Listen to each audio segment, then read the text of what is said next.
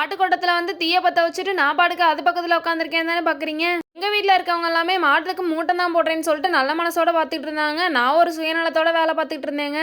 எந்த சைடு திரும்பி பார்த்தாலும் charcoal face mask charcoal tooth பவுடர்னு போட்டுட்டு இருக்காங்க. நம்மளும் ட்ரை பண்ணி பார்த்துருவோம் அப்படின்னு சொல்லிட்டு 4 கொட்டாங்குச்சி எடுத்துட்டு வந்து எரிக்க ஆரம்பிச்சாச்சுங்க. நல்லா தான் எரிஞ்சுக்கிட்டு இருந்துச்சு. திடீர்னு எரிவேணா அப்படின்ட்டு அப்படியே போயே கலைக்க ஆரம்பிச்சிருச்சு. இதுவும் நல்லதா தான் போச்சு. மாட்டுக்கும் கொசுவெல்லாம் அப்படியே ஓடி போயிடும், மாட்டு பக்கமே வராதுன்னு சொல்லிட்டு இருக்கிற புகையெல்லாம் இன்னும் கொஞ்சம் அதிகமாக்கிட்டேங்க. நான் இப்படி புகைக்குள்ள நின்று வேலை பார்த்துக்கிட்டு இருக்கேன்னு கரடி வேற வந்து ஏன் இப்படி ரிஸ்க் எடுத்துக்கிட்டு இருக்க, எங்களுக்காக தானே அப்படின்னு சொல்லிட்டு நன்றியெல்லாம் சொல்லிட்டு இருந்துச்சுங்க.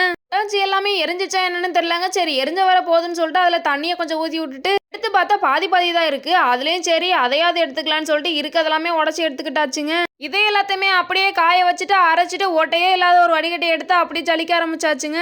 இதை ஆக்டிவேட் பண்றதுக்காக அப்படியே ஒரு லெமனை மட்டும் பிழிஞ்சு விட்டா போதுங்க. எல்லாமே நைஸா சூப்பரா இருந்துச்சுங்க. இனி நமக்கு தான் அது அப்படின்னு சொல்லிட்டு எல்லாத்தையும் அள்ளி பத்திரமா வச்சுக்கிட்டாச்சுங்க.